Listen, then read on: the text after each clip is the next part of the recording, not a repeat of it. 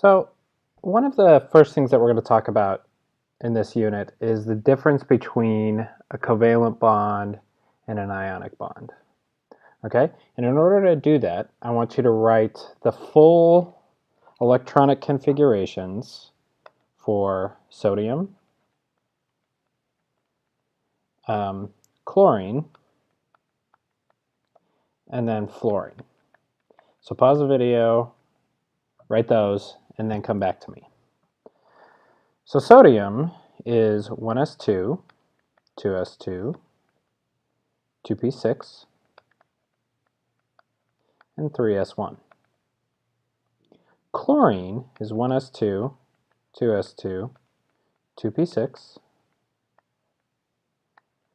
3s2, 3p5. Okay, and if I do a diagram of these, okay, just the outermost subshell, here's my 3s with 1 electron in it, and here's my 3p with 5 electrons in it. Okay, and fluorine. Fluorine is 1s2, 2s2, 2p5. Okay, so now I've got my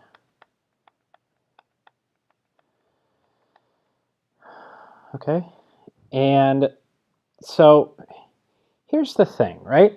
So sodium doesn't really want this electron. It wants to give this electron up and become an ion, like we talked about last chapter. Chlorine really wants to gain an electron. It wants to gain one more electron, so it has a filled outer p subshell, so it's got the same, so it's got a noble gas configuration. Okay, so what can happen here is that this electron is shared from the sodium to the chlorine. So sodium would become Na plus because it's losing an electron, and chlorine will become chloride, Cl minus, because it gains an electron. Okay, so this is sort of a give and take of electrons. And this give and take of electrons, this is the hallmark of ionic bonding. Okay, now if I take I'm just going to real quickly, I'm going to copy and paste this because there are 2 fluorines here.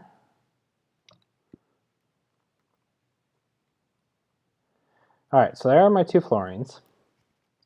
Now, what happens if I take this electron and I try to do the same thing? Like here, I'm going to share this one up here. Well, then this is really happy, but this is not at all happy. And that's having that where one is really happy and one is not happy. Anytime that an atom is quote-unquote not happy, as in it's sort of violating the octet rule, then just doesn't happen.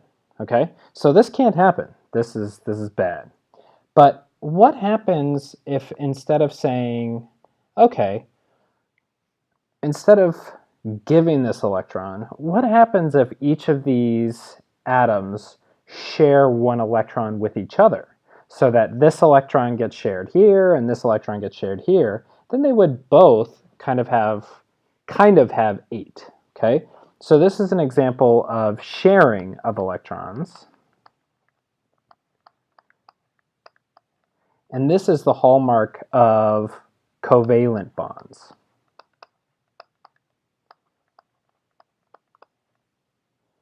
Okay, and it is important to note that if we can share electrons, if we can find a way to share electrons, each of these would have a noble gas configuration. So that's important to note as we move forward. Okay. So that brings us to something called the octet rule. I'm just going to go through this real quick. Remember we talked last chapter about how all atoms like to be noble gases, right? That we talked about that. That was a big deal. Noble gases have a total of 8 electrons in the S&P subshell of their outermost energy levels, and remember we called those valence electrons. Okay? Other atoms do this as well. Chemical compounds tend to form so that each atom, by gaining, losing, or sharing electrons, has an octet of electrons in its highest occupied energy level. Okay? So the bottom line here is things want to have 8 valence electrons. Just like always, this isn't quite so simple, okay? There are exceptions to the octet rule, and I do expect you to know these exceptions.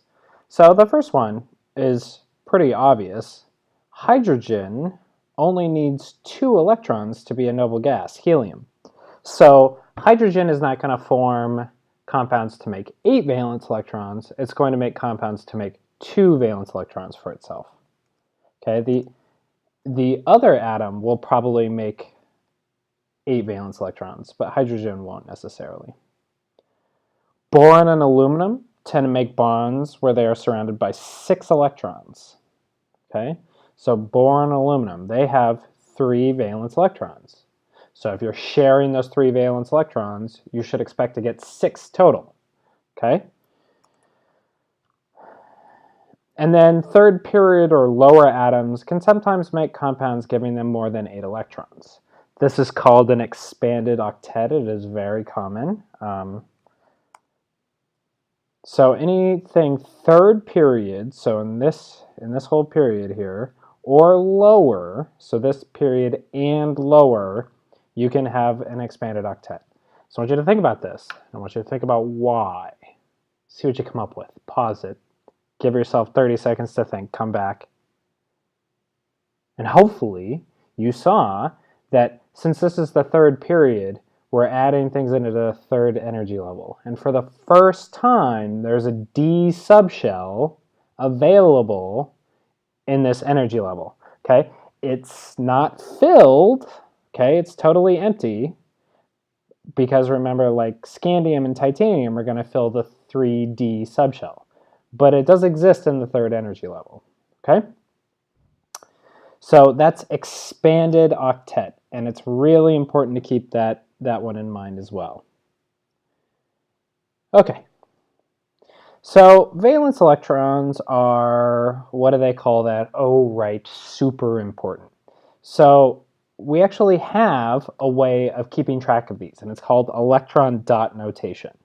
Okay, and there are a couple different notations that you're going to have to keep straight here. Electron dot notation shows the number of valence electrons on an atom. Okay, we're not going to do this a whole lot, but it can be helpful. All right, so for instance, if I started with, let's start with sodium. Okay, all right, so sodium has 1 valence electron. Okay, so it gets 1 dot. Next would be magnesium. It has 2 valence electrons, so it would get 2 dots. Now, it doesn't really matter where I put the 2 dots, but they shouldn't be next to each other. Okay, I'm just going to keep filling. So aluminum has 3 dots, 1, 2, 3. Silicon has 4 dots, 2, 3, 4. Phosphorus. Notice that I'm just kind of marching across the table, right? 5 dots, so 1, 2, 3, 4, 5. Phosphorus, sulfur.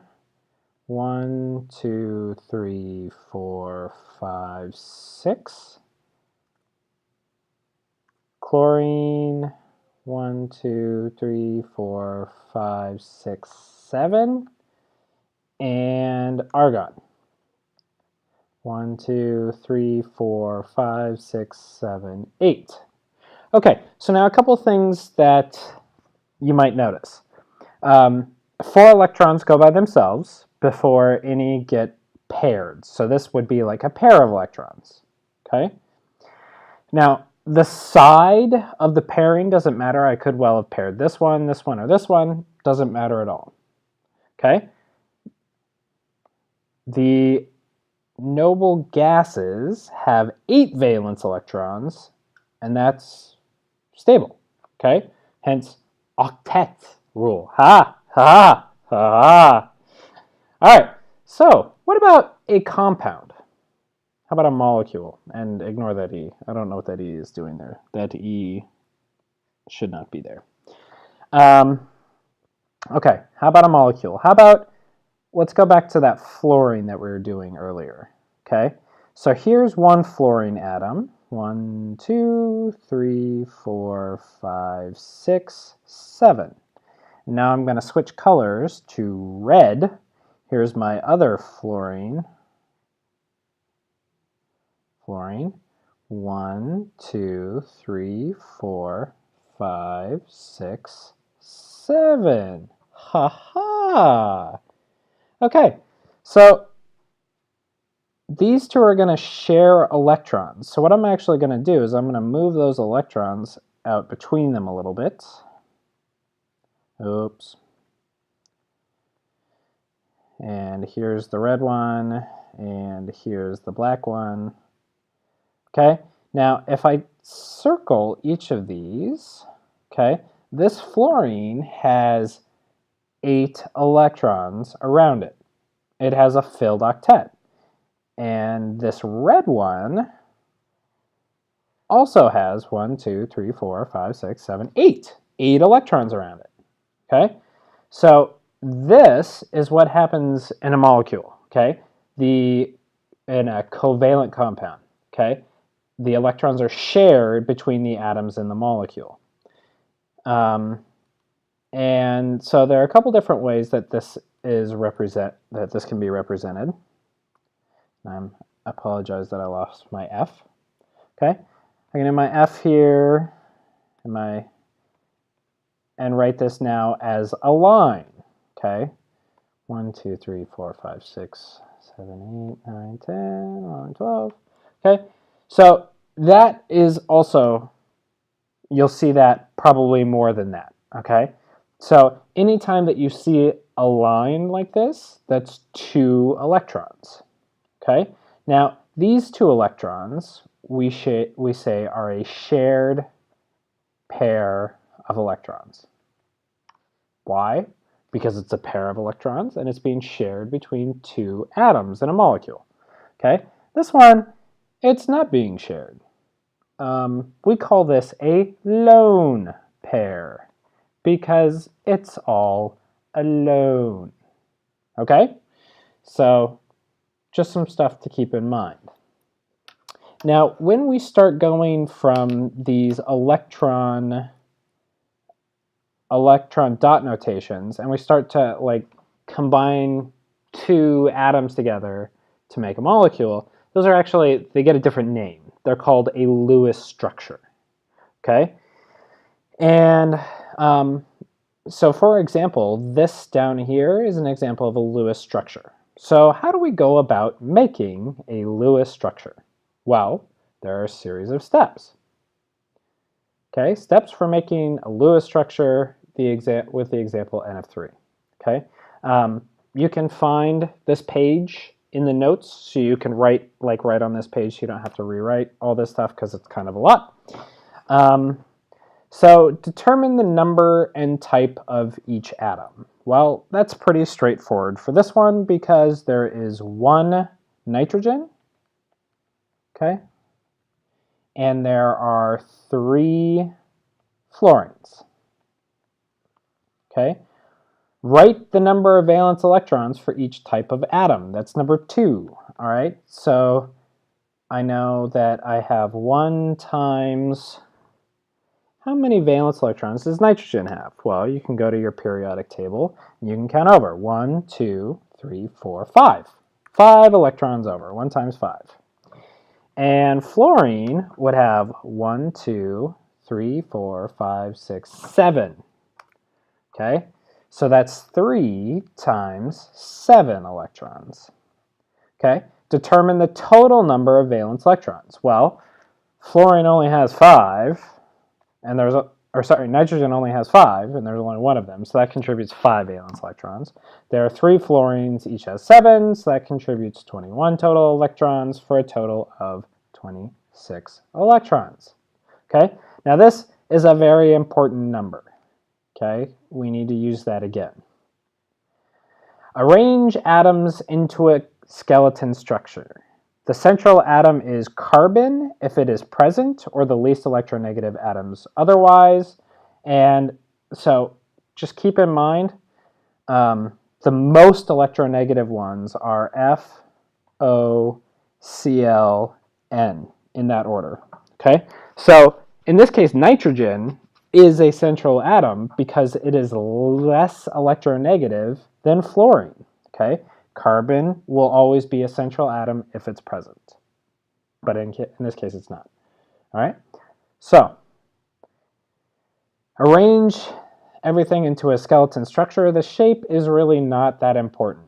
Okay, so I've got a nitrogen with 3 fluorines around them. Okay, give everything 1 bond. Okay, we're going to talk about multiple bonds on another day, but the good place to start, 1 bond. Okay, so I put 1 bond here. Holy moly, what just happened?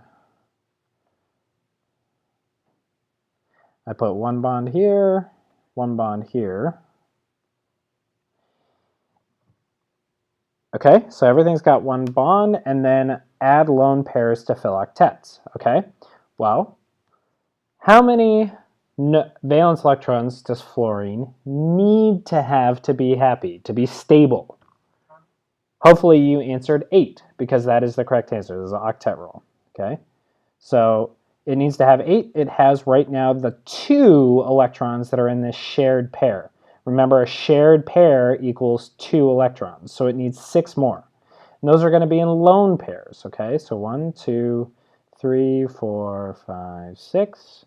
Okay, same thing with this one. 1, 2, 3, 4, 5, 6. Same thing with this one. 1, 2, 3, 4, 5, 6. Okay, now what about this nitrogen? Well, the nitrogen has 2, 4, 6 electrons in shared pairs, so it only needs 2 more electrons in a lone pair. Okay, so that has filled all the octets. Okay, and this is really the best way to do it.